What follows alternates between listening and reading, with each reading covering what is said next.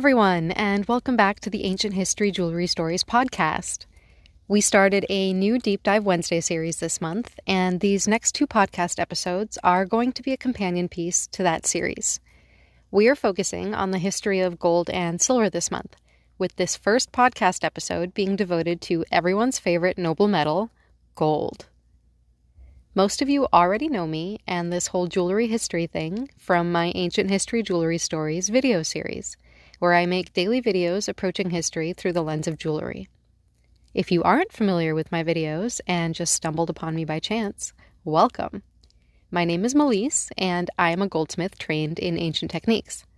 I think that jewelry is one of the most important forms of art humans produce, and that it's sorely overlooked as a means to understanding our past. Also, it's pretty. I'll give my little spicy language warning up top, since I keep hearing from people that they're watching my videos and listening to my podcasts with their kids. I do curse. The history of jewelry does also, by the very nature of what it is, contain quite a bit of violence, war, slavery, and greed, so share with them at your discretion. I've got some short announcements to start. If you are a paid Patreon member, you will be getting your first bonus video this month. It will be part of the Deep Dive series.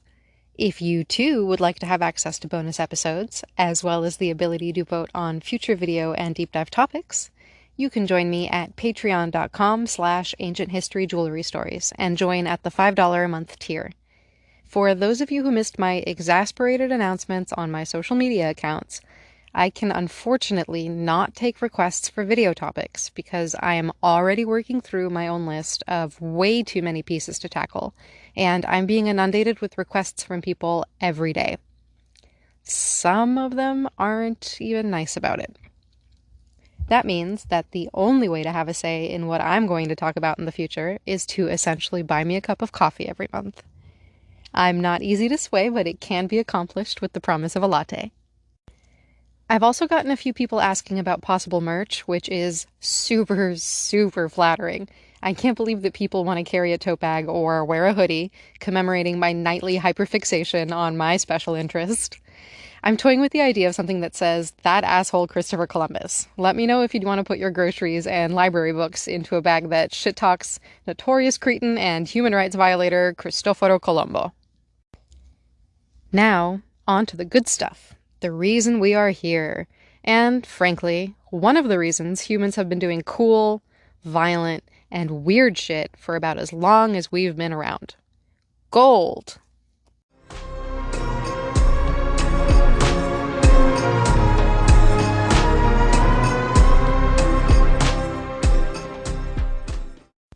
Humans love gold. Even if you, personally, the individual, don't care for it, collectively, we just go bananas for gold.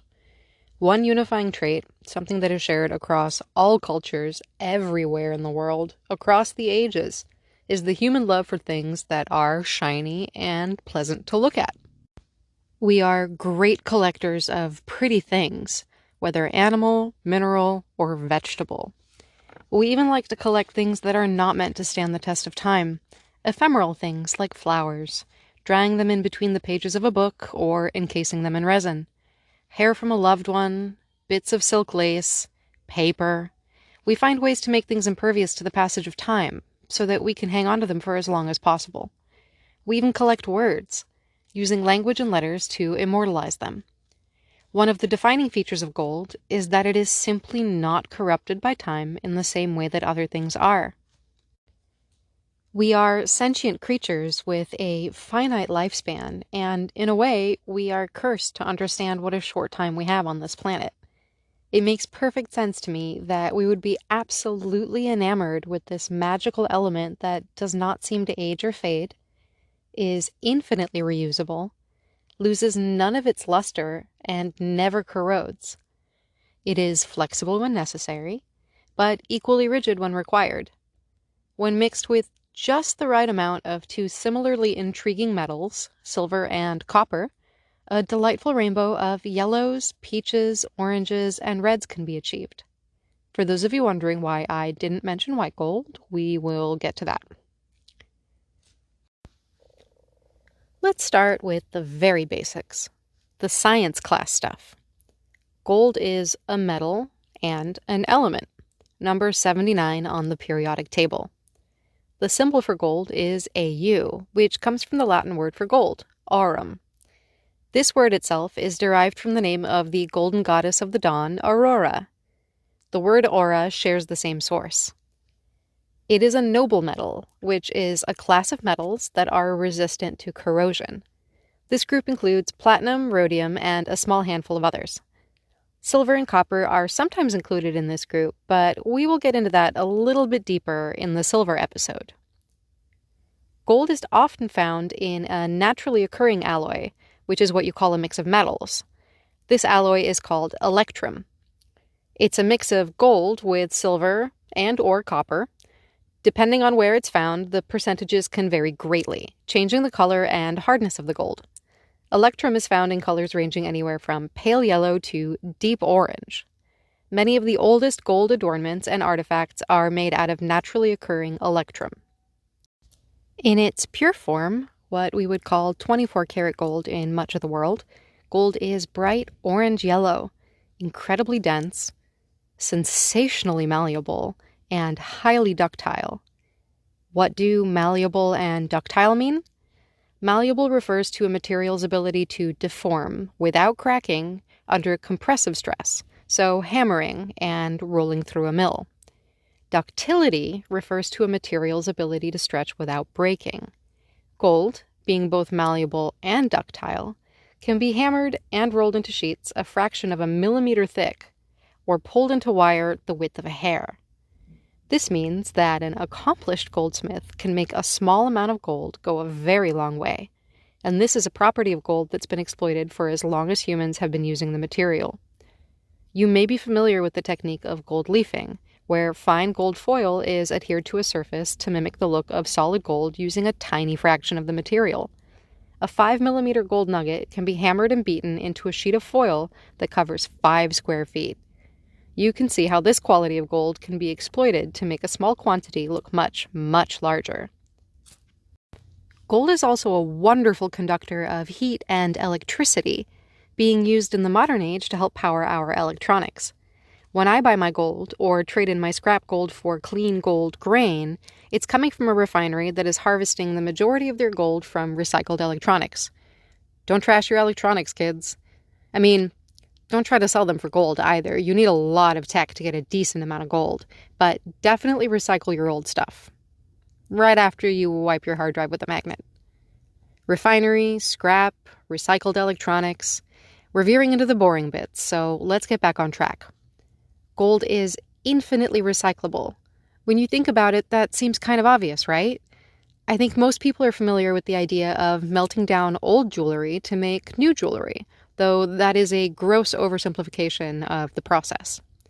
For a really good chunk of the time that humans have been mining gold, which is at least 7,000 years, but probably a lot longer than that, people had to rely on sheer manpower and fairly crude and inefficient tools and methods to extract the gold. There are various kinds of gold deposits. Most people know the stereotypical image of someone panning for gold in a river. This is the classic 1849 California gold rush, bushy mustache sporting kind of gold mining. This is one of the oldest and simplest ways to extract gold. It requires barely any equipment and very little practice. This method does, however, get you far less gold than other methods of extraction. In gold panning, the gold is found in rivers and streams in what are called placer deposits, which are piles of gold that have formed because of gravity. Gold is really dense and heavy. A cubic foot of it would weigh just over 1,200 pounds. That's 544 kilos for my metric friends. Even tiny particles of gold are heavy enough and just small enough to fall through to the bottom of rock deposits. Once a placer deposit is found, the density of the gold is relied on yet again, as scoops of these deposits in water are placed into a round metal pan, agitated and swirled around, and this allows the lighter materials to float to the surface. Once those are removed and only rocks and gold bits are left, it is now easier to sift through the material and find the glittering flecks of gold. Yes, flecks. Like I said, this method nets you very little gold compared to the other mining methods. Though less efficient, It's a method that's been in use since at least ancient Rome, where gold and other precious metals were extracted from streams. Japan even has its own traditional version of the gold pan. Panning is one of the methods known as traditional or old school mining, and I think that phrase is pretty self-explanatory.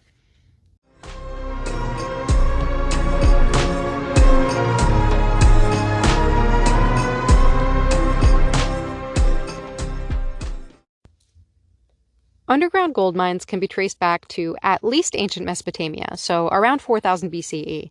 But underground mining for gold ore on a massive scale wasn't possible until the 20th century. In fact, advances in technology and the ever-encroaching globalization of this planet led to more gold than had ever been mined throughout all of human history being mined in the 20th century alone. I'm not exaggerating. I have some kind of terrifying stats to back this up. Put your numbers hat on. We're going in. The World Gold Council estimates that, since the very first known gold artifact from 4600 BCE, humans have mined roughly 190,000 metric tons of gold. Some sources say over 200,000 metric tons, but the World Gold Council sounds so damn official, we're gonna go with their numbers. I just told you how dense and heavy gold is, so however much gold you think 190,000 metric tons is, it's more than that. All of that gold is estimated to represent 77% of the extractable gold resources on this planet. Of that 190,000 metric tons, less than 20,000 of it was mined during the first 6,800 years of recorded human history. It wasn't until the California gold rush of 1849 that global gold extraction surpassed 20,000 metric tons. For my Americans, that's over 44 million pounds. For my metric friends, that's an easy conversion to 20 million kilos. That seems like a lot, but it's only 10.52% of all the gold we've mined so far, from the beginning of recorded human history to just about the time when Edgar Allan Poe died. That other 89.48% was extracted between the middle of the 19th century and now. Thanks to major advances in technology and science, the amount of gold produced had reached 60,000 metric tons by the early 1940s, and then jumped rapidly to 90,000 metric tons over the next 3 decades. This means that roughly half of all of the gold ever mined has been extracted since the 1960s, and 80% of all the gold that has ever been mined has been mined since 1910. That is an amount of gold that our ancient ancestors would not have dared dream of. Keep in mind that these are our estimates, basically theoretical math, so we may never know if these numbers are perfectly exact, but they seem to be pretty good guess. Gold is nearly indestructible, which means that all of the gold ever mined should still be around in some form or another, whether in the form of ancient jewels, melted down into bars, or remade over and over and over again to become the earrings or bracelet you're wearing right now. Gold is infinitely reusable, and as such, has been reused a lot. The eternal fight to own the most gold has inspired many a ruler to plunder and steal from their neighbors and rivals, which would often result in the spoils being melted down to take the form of something new, whether adornment or currency. And while we're on the topic, just how did gold come to be currency anyway? The oldest known gold coinage is much newer than the oldest known gold adornments, dating back to only around 600 BCE. These coins were struck under the order of King Croesus in the ancient kingdom of Lydia, which is in modern-day Turkey. I have always suspected that my Turkish heritage makes me genetically and ancestrally predisposed to being obsessed with gold. Gold has pretty much been accepted as the standard for currency ever since. I have a hard time understanding how a currency can be globally recognized and accepted without there being some kind of standardized known equivalent value, such as in the ancient world, but I am sure there are people with better money brains than me who can explain this. In the modern, globalized world, it's easy to accomplish via a fully connected financial network.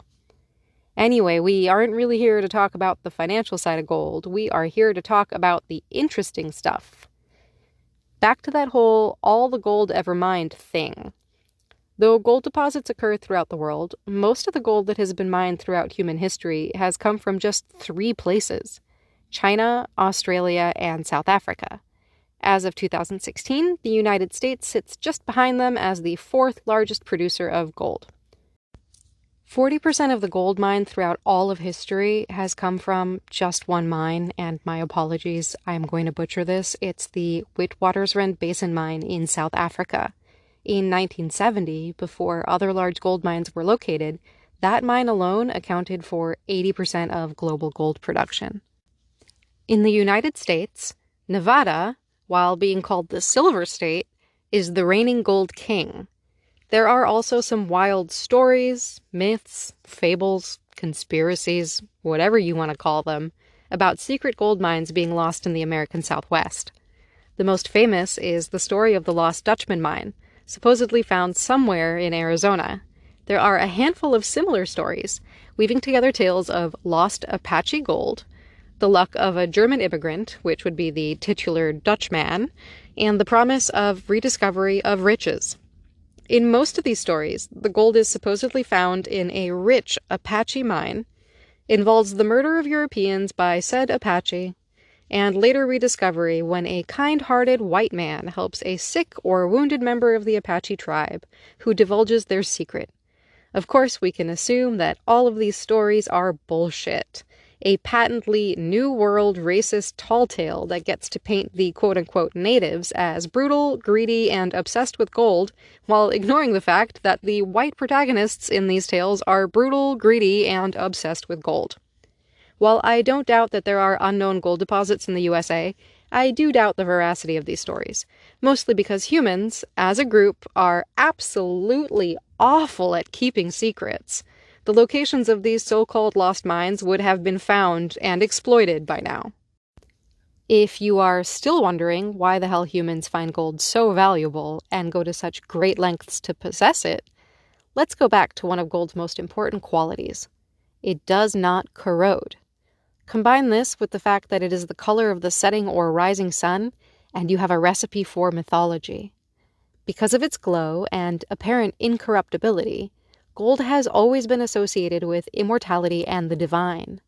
Gold is very cool, but at the end of the day, it only has enough value to be the backbone of currency because we have all agreed that it is valuable. There is an argument to be made that only something truly useless, a material that does not need to be used up out of necessity, can become currency. Though gold is industrially useful in modern times, that is a very recent change. For the majority of human history, it has been valuable simply because we say it is. We like it, and we want it to be valuable. So it is. Of course, the abundance of gold as a natural resource has spelled doom for many cultures throughout the world. One of the most notable and violent cases is the Spanish invasion and conquest of the Americas, with so much gold being stolen that Spain was, for a time, the richest country in the world. Going back to the boring numbers, it's estimated that over 100 tons of gold were quote-unquote extracted from the Americas by the Spanish conquistadors in just half a century. That is more gold than existed in all of Europe in the 15th century. I'm particularly grossed out by the use of a word like extracted in this context, which I put in quotes because ew. The gold was stolen, if not by immediate force, then under threat of force, from various tribes, communities, and kingdoms of people. The irony of gold having been chosen for their sacred relics as a symbol of immortality and incorruptibility, only for them to be stolen specifically because they're made of gold, is not lost on me. The Americas were, of course, not the only victims of the Spanish conquest and greed for gold. The Philippines suffered a similar fate, with much of their gold being stolen and melted down by the Spanish conquerors. The Philippines have a rich tradition of goldsmithing and very few artifacts left to show for it. The Spanish and their greed were responsible for the loss of hundreds of thousands of culturally significant artifacts. The record of pre-Columbian cultures in the Americas was lost to European greed, being melted into coins and ingots before even leaving on ships for Europe. This was done to make it easier to stack as much stolen treasure into a ship as possible, and ensured the loss and destruction of countless works of art, records of people's lives and personalities and beliefs, all melted down for easy trade. You see, at this time, Europe was hurting for gold. Gold was in super scarce supply, and this fact alone was a major motivator for that asshole, Christopher Columbus, and the Spanish crown that backed him. While Spain was to blame for enabling good old innate sense of cruelty Columbus, I do want to make sure everyone knows that this asshole was so awful, he was imprisoned for his crimes during a time when enslaving and murdering large groups of people you considered beneath you was, like, the cool thing to do. A little sidebar here for anyone who didn't watch May's Birthstone series on emeralds.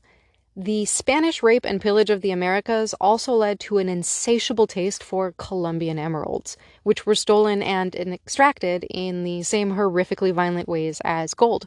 Almost every European piece of jewelry with an emerald that you encounter from the 15th to the 19th century is going to be Colombian, with a very small number of them being Brazilian. And basically, all of them were stolen, either from finished adornments or from mines that were taken by force and worked by enslaved indigenous people. I think that covers a good, broad overview of how humans have been obsessing over this material and our acquisition of it. It's an integral part of the story of who we are and how we came to be this way. With all of that out of the way, let's talk technique. If you've ever wondered how jewelry is made, or you make jewelry yourself, you'll find this next bit especially interesting.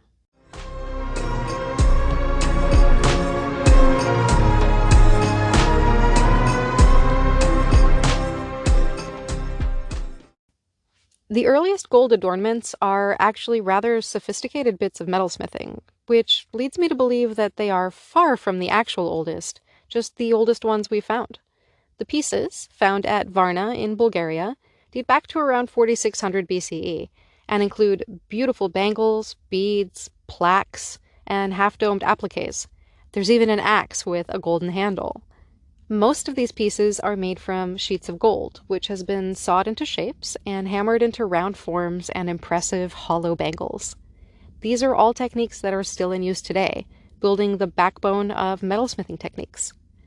Some of the oldest techniques on display here are those of chasing and repoussé. Both techniques use similar tools and are often used in conjunction with each other to achieve dimensional shapes from sheet metal. In chasing, metal is hammered from the front with various tools and punches, depressing the metal to create the pattern. In repoussé, the opposite is done, hammering the metal from the backside with various forming tools to create raised portions of the design. While these techniques do not require sophisticated tools, they allow for a wide range of artistic expression, much like paintbrushes. Another ancient technique, one that is still used widely today and is rather confusingly named, is the lost wax technique. Every single time I mention this technique in a video, someone comments to ask how we know about it if it's lost. Confusing, I know, but the lost doesn't refer to the technique. It refers to the wax. This technique, which was originally done using beeswax, but now utilizes a variety of modern waxes for different uses, consists of making an exact model of the finished part or piece that you want out of wax. The wax can be shaped in a variety of ways, from reductive sculpting, which is removing material to create your shape, to additive sculpting, which is building up material, or a combination of these techniques. Once you have your completed model, it's encased in plaster. This plaster is allowed to dry and harden, and is then heated up in a kiln. Heating the plaster allows the wax model to melt and run out of the hardened plaster mold through a channel which is made for this purpose, leaving behind a hollow space that's an exact impression of the wax model. Molten metal is then poured into this hollow space, which allows you to make a metal replica of your initial wax model. So the wax is lost, but the technique is not. To free your finished metal cast from your plaster, it's dunked in water, and the heat of the metal inside usually allows the plaster to boil away pretty quickly. Granulation is another fascinating technique that's most likely been around since the ancient Mesopotamians. Granulation is the art of fusing small granules of gold, usually of varying sizes, to achieve a pattern or design. You fuse them to a gold surface. If you want to hear a good breakdown of the technique and the 19th century quest to figure out just how the ancients accomplished their intricate masterpieces of granulation, I discussed it a bit deeper in last month's podcast episode about the Hellenistic and Etruscan revival jewelry trends. Also ancient and absolutely amazing is the technique of filigree. This is one that has spread all over the world and is a topic that I think will require a future deep dive of its own, as it has essentially become a jewelry language with various dialects. Filigree is the use of incredibly delicate and fine, often twisted wire, curled into various shapes and scrolls, then pieced together to create designs, whether figural or abstract. Filigree is often soldered by covering it in fine solder powder and placing it in a kiln, unlike traditional soldering methods, which require joints to be soldered one at a time with a torch. While we're at it, I might as well explain soldering, which is the backbone of your standard issue technique of fabrication. Soldering is joining two pieces of metal with the addition of a third metal, solder, an alloy that has a lower melting point than what you're trying to join. These pieces are heated, and with the help of the wonderfully named flux, a liquid which helps everything flow, the solder melts and allows the two surfaces to join. It is essentially a teeny tiny form of welding. Fabrication is exactly what it sounds like: the construction of jewelry using various techniques to shape and form different components, which then get soldered together. Various techniques of goldsmithing can be, and very often are, combined together to create finished pieces via fabrication. While we have the benefit of many wonderfully advanced bits of technology, a lot of jewelry fabrication is done using the exact same techniques used in the ancient world. Yes, I get to power my tools with electricity and don't have to use a hand drill, plus I have the benefit of electric lighting and stainless steel tools, but at the core of it, the way I make a ring or a pair of earrings is not that different from the way it would have been made in ancient Egypt, Greece, Rome, the Mayan world. You get my point. The major advance has been that of 3D printing and modeling, but that is not the world I inhabit, and it doesn't have much bearing on ancient jewelry techniques, except for the nefarious use of 3D scanning and printing to create very convincing fakes of ancient jewelry, which are starting to flood the market.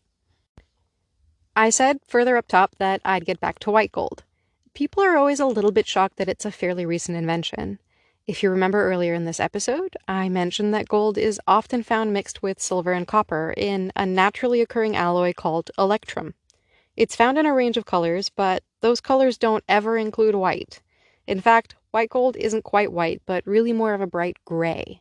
Modern white gold is often rhodium-plated, which is an entirely different metal to give it that shiny, bright white look we associate with it.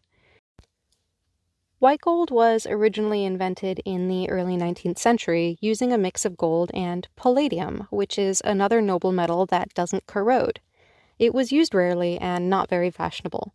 The early 20th century saw the patenting of the alloy of white gold that is most often used today, which contains nickel and zinc. By the way, nickel is not legal in jewelry in the EU. Most people are sensitive to it, if not allergic to it.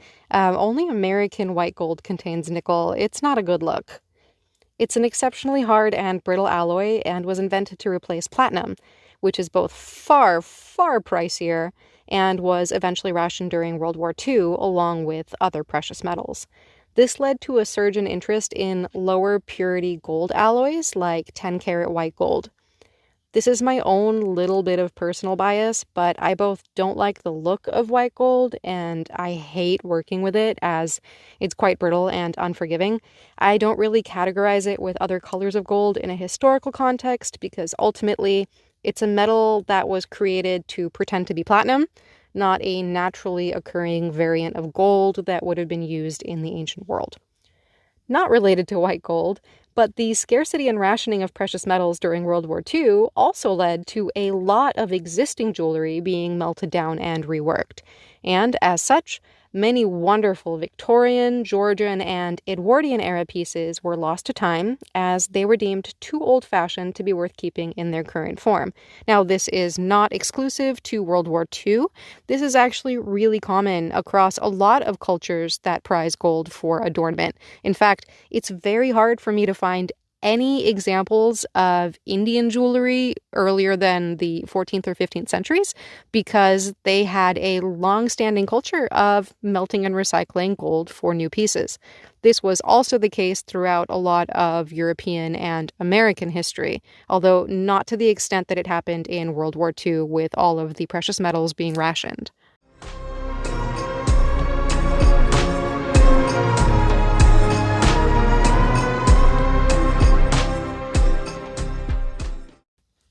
Before I end this podcast episode, I'd love to leave everyone with one of my favorite gold anecdotes.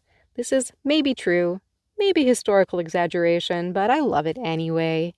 The richest man who has ever lived was a Mali ruler named Mansa Musa. He ruled from 1312 to 1337. When he took his Hajj, which is a holy pilgrimage to Mecca, his camel train of 100 camels and over 1,000 people passed through Cairo. While there, he gave away so much gold to random people on the street that it depressed the price of gold in Egypt for over a decade and led to nationwide inflation. So, I want everyone to know that the probably richest man in the history of ever was an African king who had so much coin to toss that he decimated an entire kingdom's economy for over 10 years. I hope you enjoyed this episode. As you can tell, I really love gold. I don't love the violent history, obviously, but I do understand the human reaction to it. It lights up some very specific pleasure center in my brain, and no substitute can compare. I do think it's important to know why gold is considered so valuable, and a huge part of that is knowing that it comes trailing a 7,000 plus year history of greed, destruction, and violence.